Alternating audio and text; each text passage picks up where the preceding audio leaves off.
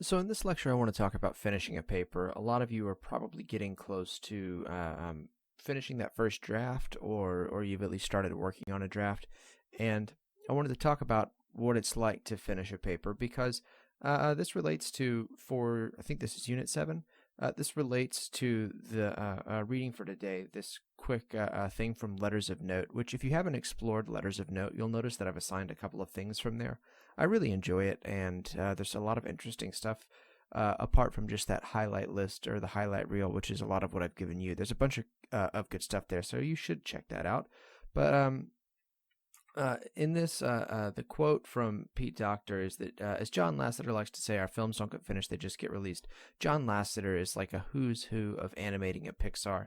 If you look at what he's worked on, there's a ton of stuff. And he's also one of those people that I think looks like a nice person. He looks like somebody who's really enthusiastic about his work.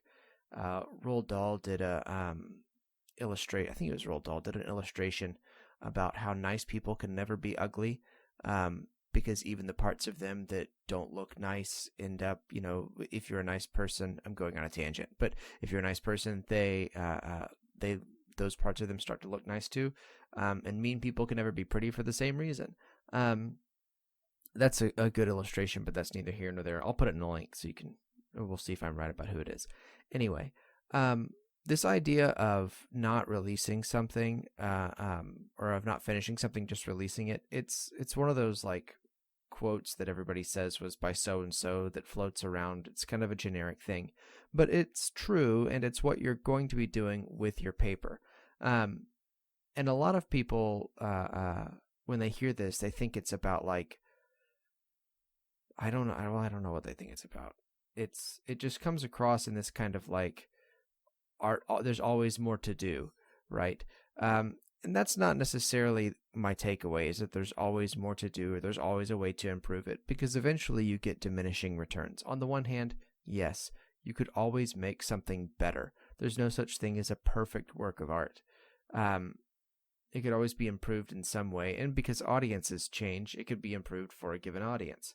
Uh, what we're talking about here is, for our purposes, you don't really finish your paper in the sense of you've made it as good as you can make it. Rather, you just get bored and you lose the ability to keep working on it. That's really what my takeaway from this is. You don't finish something, you just kind of quit and turn it in.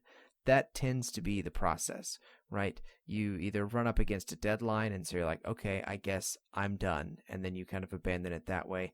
Or even if you have extra time, you think, I have reached the purpose of a product that I think is good enough, and so now I am done. I don't know that any of us can ever say with confidence that we have done our absolute best, period, full stop. Um, we're going to try to do our best in the revision process in the second part of this sort of work from home approach. But how do you do that? How do you deal with this thing in your paper of wanting to basically just quit as soon as you get finished? And so part of that boils down to something that you don't have a lot of control over anymore, which is topic selection. You have to choose something that's interesting to you, right? That is a fundamental necessity, and that's why I had all of you sort of produce your own topics and say things that you were interested in the hopes that this final paper would be something that you would be interested in. It also helps if there's a real world application, if you have skin in the game, or if there are actual stakes, if you're writing for a specific audience who's actually going to read your work, or if you think that your work is important and you're trying to influence or change something. And so these are things that you should be thinking of in the future when you have to write papers. What topic can I choose that interests me and has this real world application outside the academy, outside just submitting this to a teacher for a grade? Because that's going to help me maintain interest, and interest is going to keep me focused on it. And if I stay focused on it, then I'm going to work more to continue to improve it. If you are so sick of your current topic that you are already ready to abandon it, I understand that. Sometimes you get started down a trail you think is going to be interesting, and it's just awful. So what I can say to you in consolation, I guess, is you can think of this as an exercise just of building skills and the ability to revise and to improve, so that when you do work on something that you like, you've actually got practice and you can do it. So we should ask, what does a final product look like? Because you are going to have a final product at a certain point, right? We are running up against the end of the semester and against these due dates, so there will be a final product. When you have produced a final product, by way of answering that, you should be able to give me an elevator pitch for your work. By that I mean, if I get on an elevator with you, this is where the term comes from. By the time we arrive at whatever floor we're headed to, you should be able to tell me all about your project. So think like a 20-second summary of your paper. You should be able to give me that, and it should be persuasive and convincing and summative and kind of all encompassing in 20 seconds. If you really understand your paper and your topic, this will be easier. It takes some practice too. But that will help if you genuinely understand it. And if you spent the time revising that you need to, then an elevator pitch will be easier to do. Second, one of the things that you have, this is another process for producing the final product, is can I remove a word or paragraph? Everything that is left after you've asked these questions throughout your paper is what's necessary, what must be there. There's an element of formatting to it as well. A final product is going to be nicely formatted. It's going to follow all the rules, at least, whether that's nice or not. But we should ask, what does it actually look like? What does a final product look like? Because we don't think of our papers in these terms very often, thinking about what they physically look like. We don't think of it as a visual thing. We think of it as a collection of words. And that does us a disservice, because my first interaction with your essay is going to be with it as a visual object, not by reading the words. I'm going to see the whole thing when I first click on it, not when, all of the words, or rather, all of the words will form a kind of visual impression. So I wanted to approach this by asking a question of, how do you know when you're holding a book? And there are some books that are obviously books. Like if you've got, I think it's John Grisham, Time to Kill, right? Famous book, got made into a movie. It's very clearly a book. It's big. It's got it's probably a trade paperback. I don't see very many hardback copies of Grisham novels anyway, but it's probably a trade paperback. That cheap kind of thin, pulpy paper. It's that brownish gray. The pages aren't sewn to the binding. They're just glued in. Right. That's a book. But if you think about how that looks, it looks really different from something like Shel Silverstein's Where the Sidewalk Ends. If you open up A Time to Kill, the pages are thin and they're full of text, right? It's just lines and lines and lines of text. And because it's a long book and because it's a trade paperback, so it's supposed to be cheap, those lines are going to be compressed really closely together, and they're going to stretch from one end of the page to the other. They're not going to waste a lot of space. That looks nothing like Where the Sidewalk Ends. Where the Sidewalk Ends is a book that many people have in hardback, and usually a big hardback, right? It's a tall book, but it doesn't need to be tall, because when you open it up, it's got very sparse illustrations, and it's got these very short lines, tons and tons of white space. The pages are, many of them, virtually blank. There's more white space than there is text. And that looks really different, and yet we call both of them books. Those both look really different from something like a journal or a calendar or a sketchbook. But even something that's like a planner that you have might look more like A Time to Kill than it does Where the Sidewalk Ends. And yet we would identify the first two, A Time to Kill and Where the Sidewalk Ends, as books, but we wouldn't consider a planner a book necessarily. So there's a visual impression that you get from each of these various publications, these books or bound pages. They give you a visual impression, and those visual impressions allow you to intuit certain things about their contents.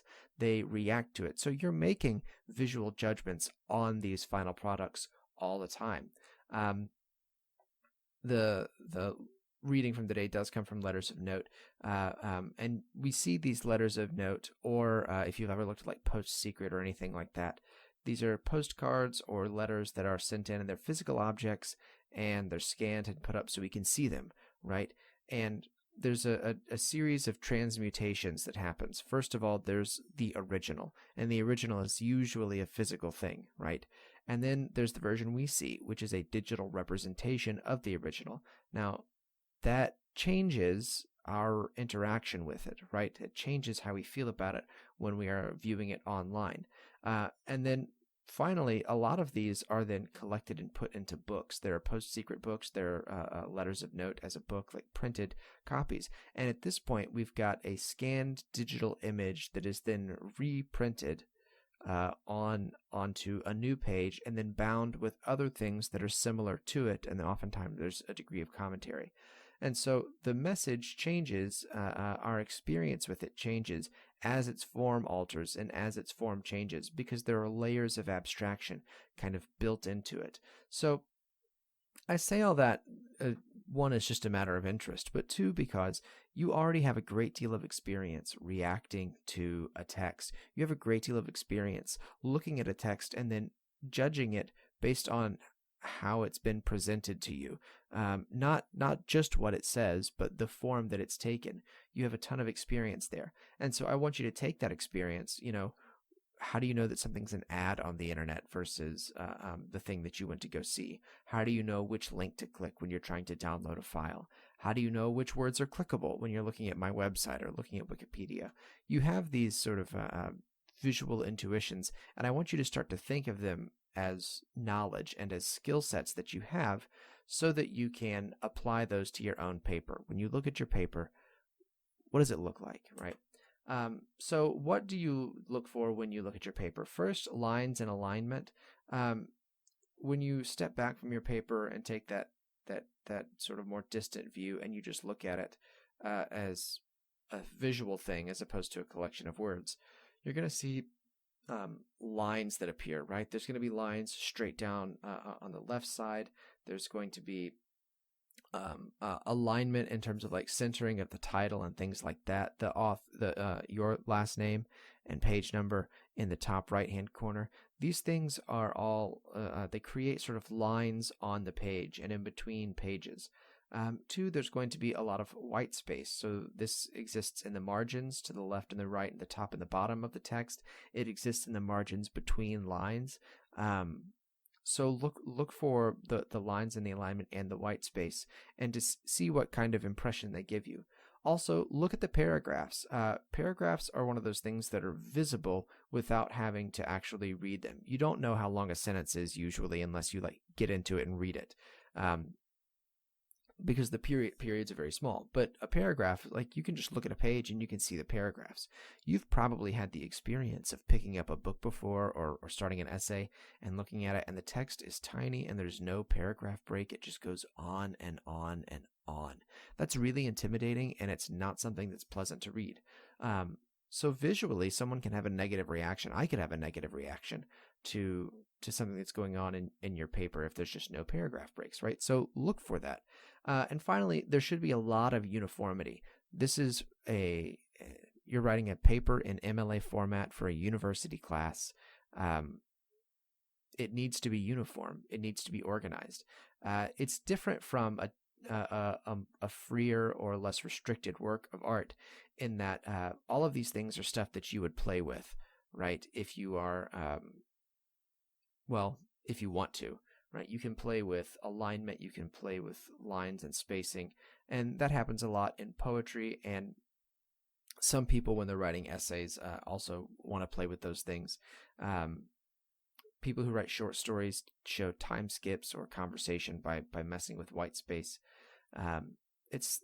These are all things that are ways of communicating, right? They are communicative mediums. And so if you think of them as communicative mediums, there are things that you can manipulate or alter to change the overall message. All right, that lecture, I know it seems it is a bit odd, right? Because I didn't give you any explicit instruction, and I'm not trying to give you an explicit instruction. The goal here is instead to help you think about your document in a different way, and hopefully in transforming how you think about it. There will be new agencies and affordances for you to manipulate, alter, and hopefully improve it. All right, that's it. So Google form, do the reading, write the journal.